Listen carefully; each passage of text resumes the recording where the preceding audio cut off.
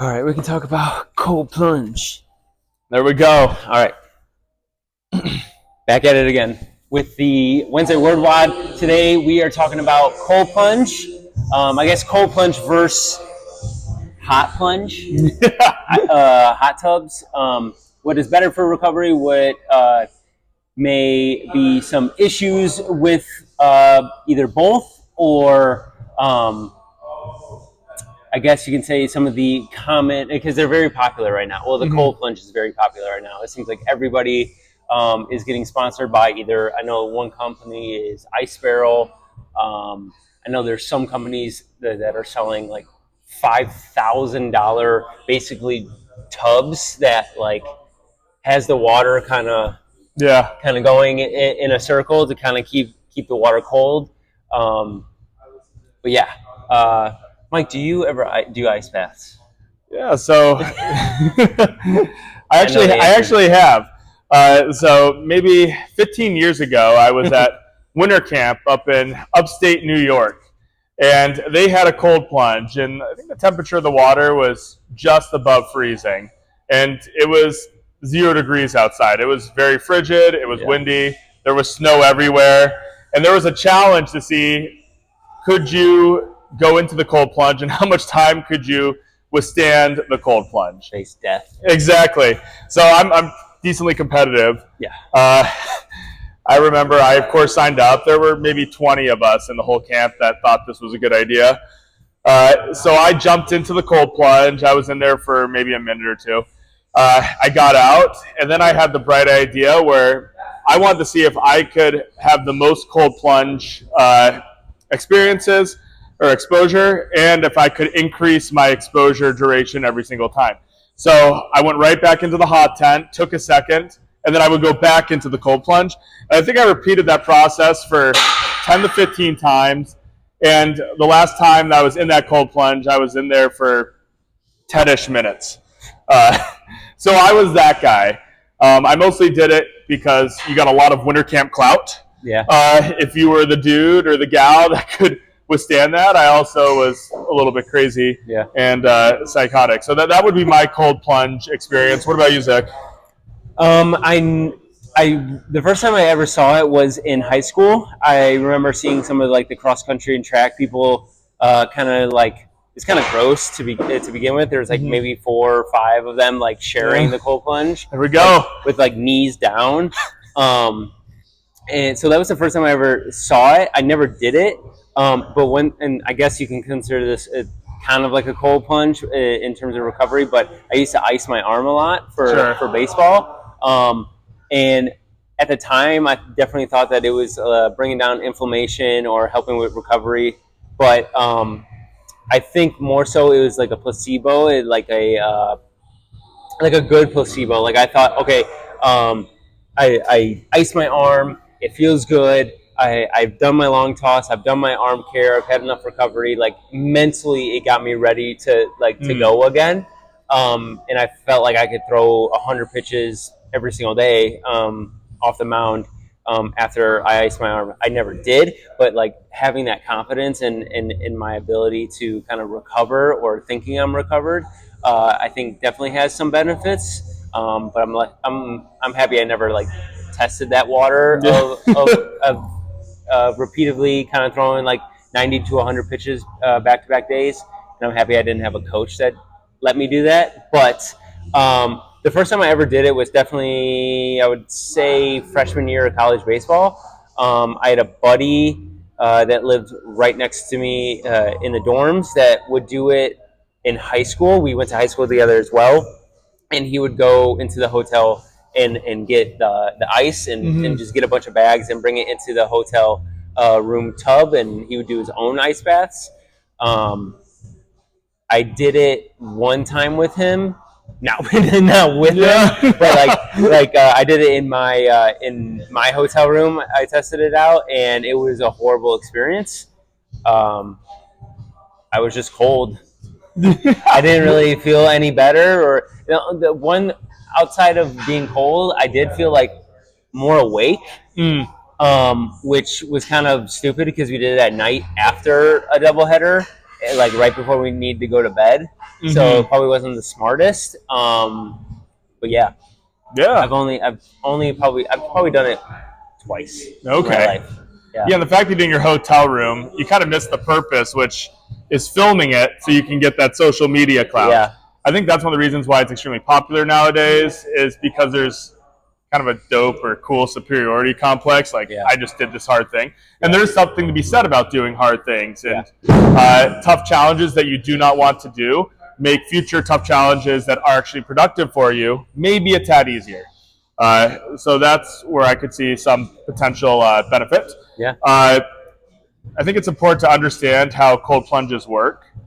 So when you jump into a cold ice bath, what it does is it decreases the inflammatory response from training. Now, the inflammatory response, if you're doing any type of resistance training, increases satellite cell activation, which then increases muscle protein synthesis. So, anti-inflammatory drugs, ice plunges, they oppose this, which would then decrease strength or muscular adaptations. So if you actually want to get less muscle, maybe less strength, Yeah. then yeah, I think ice baths are great. So if you're someone that is afraid of getting too bulky because you don't want to build muscle, then I would say for sure go do cold plunges. Yeah. It'll make the rest of us look cooler because we'll have more muscle than you. No, just kidding. And then from there, I want to talk about the benefit of it because I think that's important to address besides the social media clout, kidding aside. If you're an athlete that partakes in a sport where you're doing multiple bouts in a row, so for example, if you're doing the Tour de France, if you're competing just ended. Who won? I don't know. Yeah, but I saw that I get updates on YouTube of like all the stages. But yeah, crazy. Wonder how many were blood doping. All of them. Probably. The ones that you'll know. Anyhow, in those instances, it can be helpful because it decreases delayed onset muscle soreness. If you're doing a multiple round sport where you're not trying to build muscle, you're not trying to build strength, you're just trying to showcase performance, decreasing DOMs will be really helpful for being able to continue to compete. Soreness is not something that's fun. It makes it a little bit harder to perform at your best. So in that case, it could be recommended, but that's a rare instance. That's not general public. And then there's this cool study that just came out where they compared cold plunges to hot baths to control. Do you want to dive into that a little bit? Yeah, so the hot tub or hot bath was, we looked it up, the study before, it was about 106 degrees, which is like a typical hot tub, right? Yeah, it's maybe a little bit warmer. A little bit warmer. Yeah. And then the cold plunge was about 50 degrees. Yeah, about 50 degrees. I feel like, from what I see on social media, is warmer than what most people will do. Like I typically see like people having to use like a pickaxe or something to get the top layer of ice off the top of their cold plunge. So if that's the case, then it's probably a little bit too cold, where you have to peel some ice off. But definitely going to get some clout from that or some views and likes. But I definitely think the hot bath is a little bit more enjoyable and relaxing. And from my experience with it, I enjoy. In high school, I would do the hot tub at the local gym nearby, and like right before I would go home and go to sleep, and it would actually tire me out. So I think there's a benefit to that, outside of like maybe the heat response with the satellite cells. And so I guess like making yourself a little bit tired, so kind of like a sleep hygiene kind of thing, like a pre-bed, pre-nighttime like routine, to then kind of transition yourself into a much easier sleep, I guess, or falling asleep. Yeah. How about, what did you get from the study? The study. Yeah. So when they were exposed to heat, what they found was that chemical reactions in the body sped up, and heat shock proteins also increased, which could be a mechanism for muscular growth and strength adaptation. It is important to note that The group that was in the hot water, they were in there for 25 minutes, which is a decent duration of time. Yeah. I think there may be some trouble if you're doing your bathtub keeping the water that hot because it cools down over time. And then there were also some individuals in the study where it took them actually an hour of being exposed to that heat to increase their temperature to the extent that would actually benefit them. So I'm not completely sold on heat exposure yet as being something that you should be implementing to build more muscle and build more strength. I do think it is quite relaxing. It's nice. So if you just enjoy it, sure. Just like if you enjoy cold plunges, go for it. One more, this just popped into my head. Reason to maybe experiment with cold plunges is what they found was in individuals that did cold plunges, they shivered a little bit, so they burned a little bit of calories, but their appetite was a lot greater the rest of the day.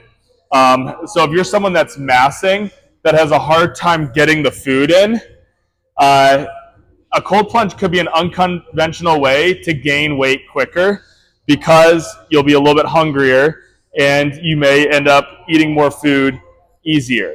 Have you ever seen a study like that done where like Yeah. just like calorie expenditure like in a cold plunge? Yes. So what they found was the cold plunge group, I believe, don't quote me on this, from shivering burned about 60 to 70 extra calories during their cold plunge than if they were at rest. Per minute or like total time? Total time. Oh, okay. So you take the average duration of someone in the cold plunge, they burn an extra 60, 70 calories, which is not that much. No. But it's still something.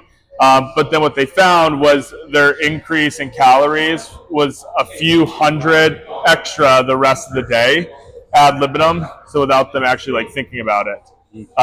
So if you're someone that doesn't like tracking calories, that doesn't like force feeding, and you have a hard time getting the food in, it could potentially be a viable option to make it a little bit easier to eat more. I would just put the caveat in place where I wouldn't do the cold plunge around the training. Yeah. So maybe if you're training later in the afternoon, you could do a cold plunge at like 6 a.m., 7 a.m., in a way that doesn't interrupt your sleep, because if you're waking up earlier to do the cold plunge, then that would also decrease the benefit. Mm-hmm. And then maybe it might be easier for you to eat a little bit more food the rest of the day. And then if you're training later, it probably won't have a negative impact on your muscle building or strength training. Yeah. And then also, I mean, you could go just full on, like as cheap as possible, and go to like Tractor Supply and get like a plastic tub, or like they have like horse troughs that are a couple $100, and fill it up. But then you're buying ice and having to refill and change out the water, so that could increase like expenses. And then like I mentioned earlier, there are some companies that sell like $3,000, $4,000, $5,000 like tubs that you hook up water to it, so it kind of fills up like a pool. Yep. And then there is water kind of rotating around it to keep the water fresh and not disgusting. Yeah, so a couple $1,000 to be a little bit hungrier so you can eat a little bit more. Yeah. Probably not worth it. Maybe if you're one of those individuals that masses in the winter and you live in a cold climate, where you could get the cheap tub, you fill with water, and you let nature keep the water cold. Keep it outside. Keep it outside. Then I guess you could use it for that purpose. Again, we're really reaching and like trying to like find rational reasons to use it, and the more we go down this rabbit hole, the less rational I think it is. So yeah, if you enjoy it, continue doing it. But I have a question. Do you think that cold plunging is more so not doing anything, or it's more detrimental? I think it's more detrimental. Okay. Yeah, unless you're competing in the Tour de France or CrossFit Games. Yeah, CrossFit Games. It's huge during the CrossFit Games. See, that's one thing. If you're someone that has a big boxing tournament one weekend and you're fighting a bunch of people, So, very rare instances where it would have a net positive. In most cases, it's probably a net negative. Yeah, usually when it's hotter outside, humidity, and you have consecutive kind of events where you have to let your core body temperature come down, recover a little bit, and then spiking it back up. Like CrossFit Games in Madison, it's 90 degrees, 90% humidity.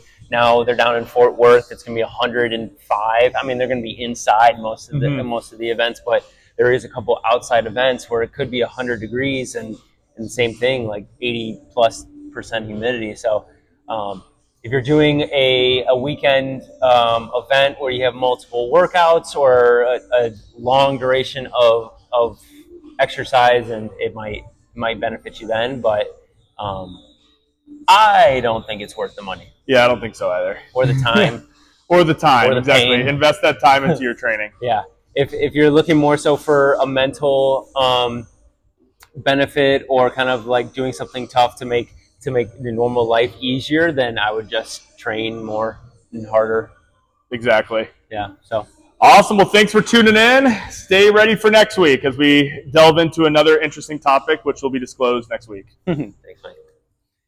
Easy peasy. Behind the scenes, Shane.